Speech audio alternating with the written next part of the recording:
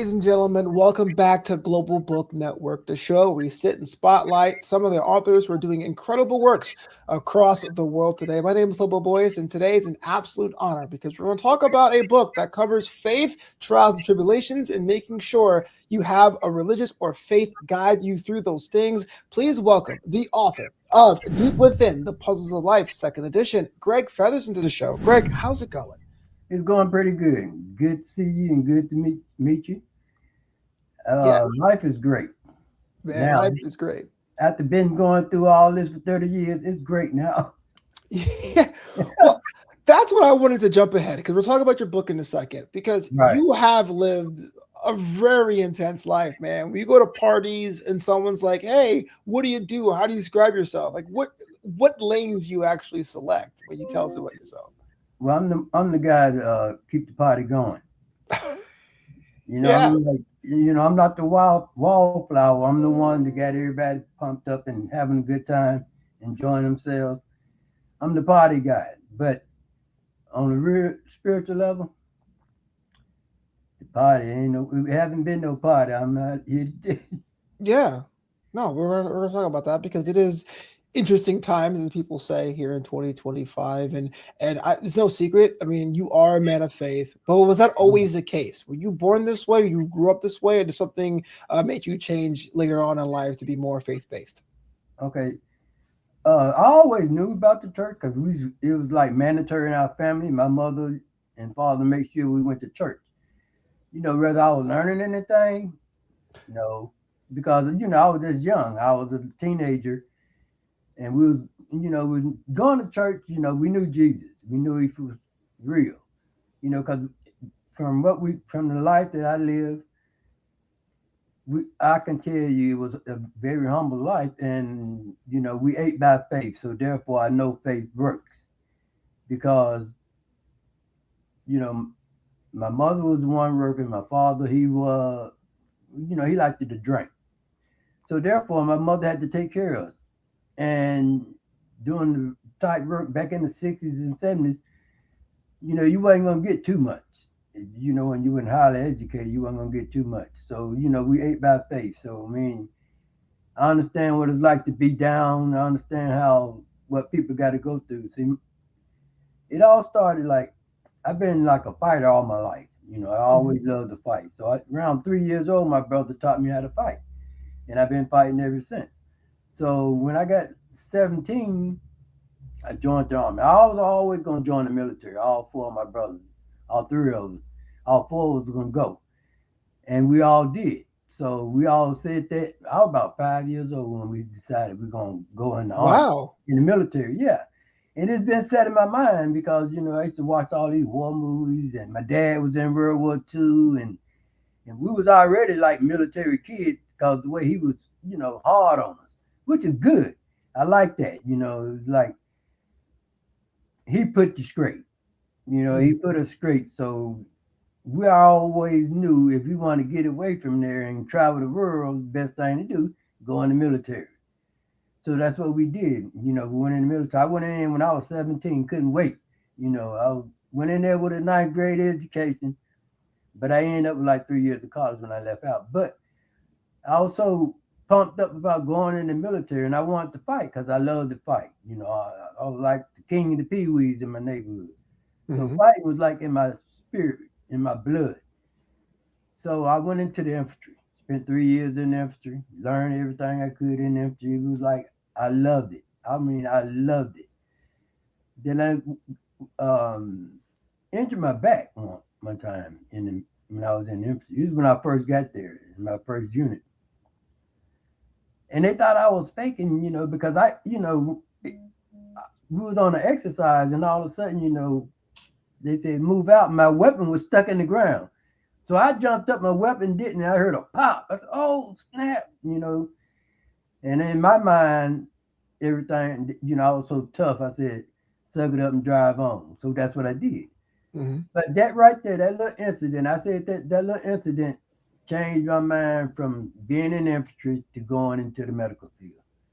I Right. spent 3 years in infantry, learning how to take you out. Spent the last 13 years in the medical field, learning how to save you, bringing you back. So, I got the best of both worlds. So I said all that to say, God, when I got out of the military, I retired in 94. And I decided I was going to go on my own business. So me and my brother went in the business and, we was in the real estate and doing all this stuff. But then, it kind of fell apart, and then I went from being on top of the game all the way to the bottom. Right. I was so low, I needed a step ladder to look up to an ant. That's how low I was. But in 95, my sister, she just came from California. So Mhm. she decided that at the time, she wanted to tell a story, what God did for her. It's like I knew God, like I said, I knew God, but I just wasn't walking with him. I was running with the other guy. So she was telling me what God brought her through while she was in California. And I was like, wow. Through that earthquake they had in California. Right. Yeah. And I was like, wow, he really was with you. And The then, Northridge earthquake from the early 90s. yeah. Okay. It was in the early 90s when she had went through the earthquake and God brought her through. And she was telling me all the stuff that day. She was telling me all that. That day when she came by my house, that's when I was down, no job, I had quit my job. I was low, but I was still getting my little retirement check. But, you know, I was real low. So my sister told me all these things that God did for her. And when she was talking to me, I felt this peace that passes understanding. I Mhm. said, "Oh wow, this feels so good." I wanted this. I say, "Oh man," because listen to what my sister was telling me. It's a lot of fighting you're gonna have to do for God against the Mhm. devil. Fighting is in my blood, so that's my game. I wanted to do that. So, and the thing what I wanted to find out was the thing that she was saying, confirm it with the Bible. I didn't at the time. I didn't have a Bible, so my sister gave me my first Bible.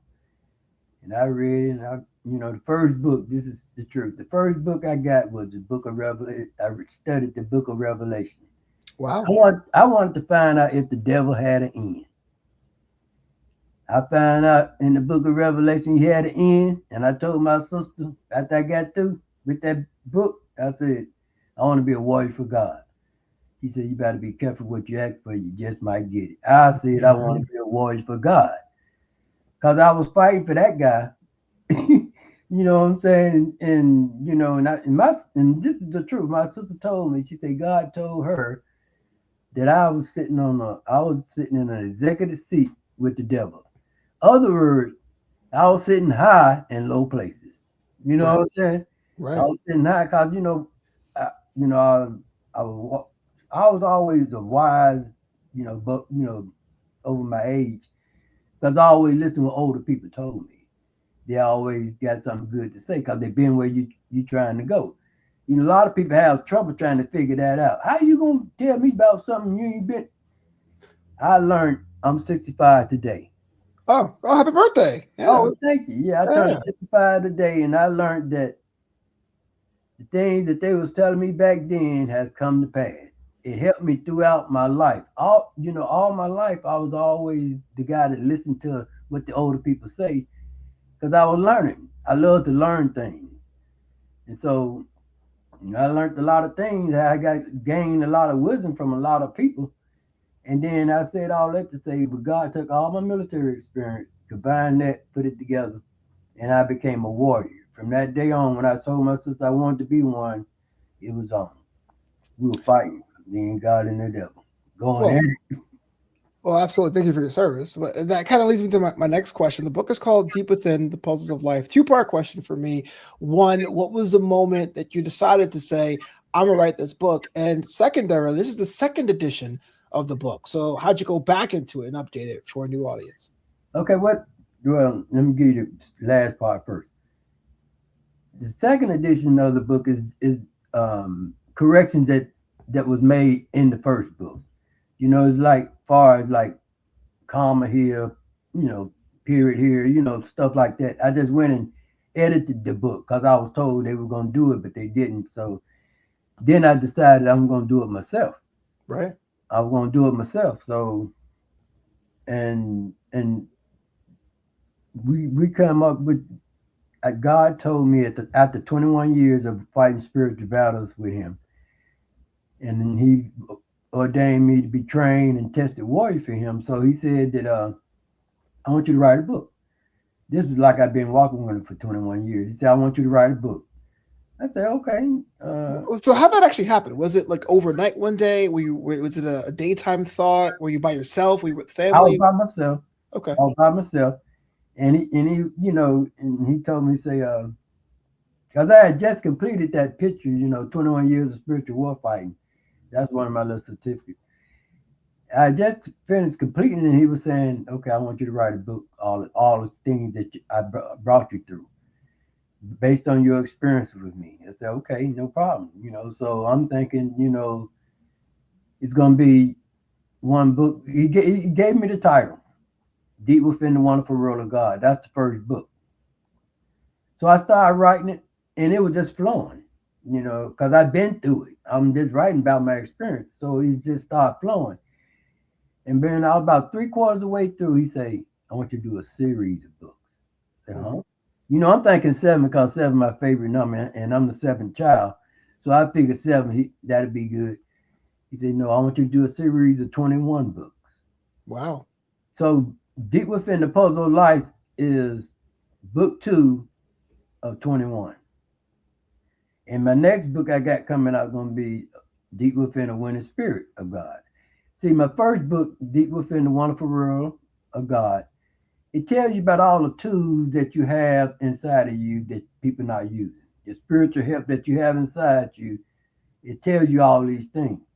And Deep Within the Puzzle of Life is showing you how to use those tools, keep those tools. And then my book I got coming out, Deep Within a Winning Spirit, is going to show you how to be a winner and how to stay being a winner. What would be an example of some of the tools that we have that we don't use? Okay, faith for one. Mm-hmm. A lot of people say they got faith, but all faith gonna be tried and tested by God.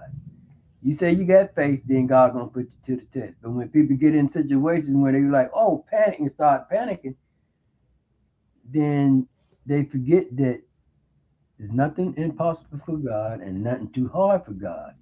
See, when you read the word, it tells you all these things, but people read, but they don't get to understand it. Mm-hmm. And my book's going to give you understanding of a lot of things that you don't understand in the Bible. Because it's all based on my true life, real life experience that God took me through. And I've been doing it, walking with God for 30 years, since 1995. I have read my Bible every day for 30 years, ain't missed a day. Yeah. I haven't missed a day. Because I know, I always used to hear people say, well, God will go before you, make the crooked road straight.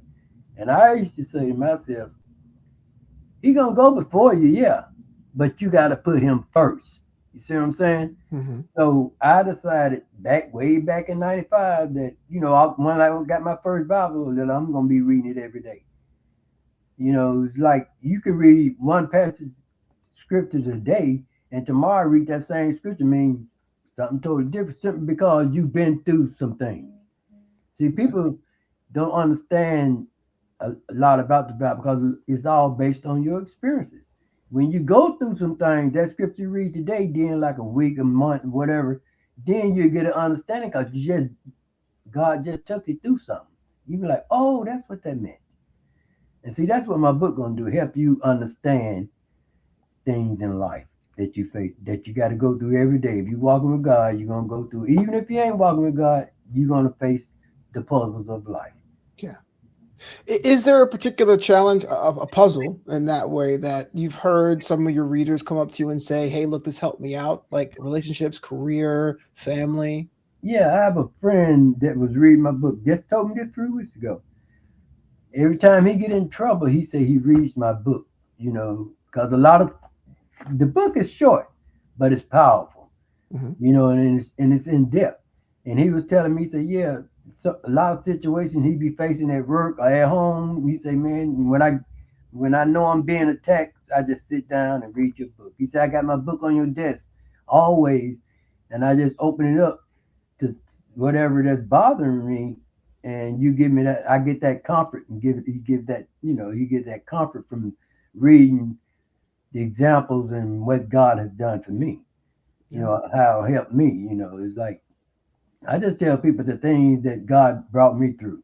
When they tell me the story, I tell them, okay, well, God brought me through this, and it'd be similar to what they didn't been through, but I'm not uh, trying to give them no advice. I'm just telling what He done for me, and He'll do the same thing for you. So a lot of people, I talk to people all the time because I do like part time work at a grocery store. Hmm. I see people all the time, and they all be telling me things, how I be helping them and how my book didn't help them. Because, like I first wrote the book, I was like passing it out. I wanted to, get it to the people. And the Right. people, they be telling me positive things about what they learned in my book. So I know it's good because it's written by God. It ain't about me. It's about my life with God and the devil, but it's really about what God brought me through.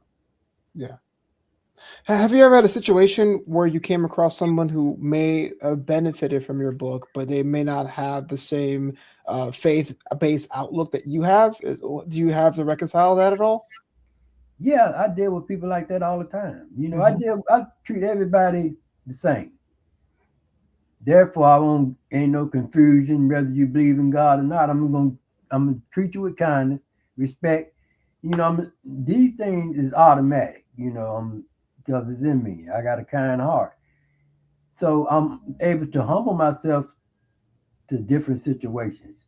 I'm not changing what God gave me, but I just lead by example. I show them the things that God done to me. Maybe it may rub off. Matter of fact, a lot of people that I dealt with that had different religion, they end up switching over. I can give you a prime example. My brother, one of my twin brothers, he was like running with somebody else, and he seen what God was doing through me, and he said, "Man, Jesus is with you." I said, "Yeah, I told you that." I don't try to convince people I'm telling the truth or walking in the truth. I just lead by example. I just be me.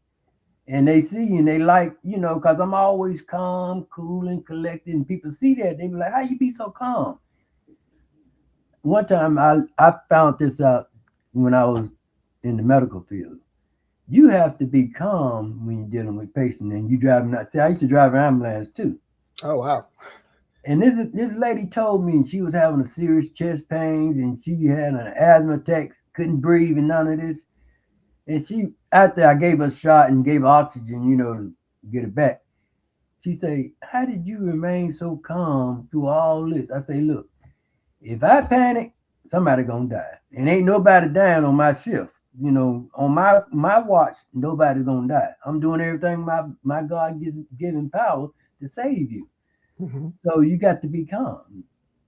That's Yeah. how I learned how to be calm by being in that medical field.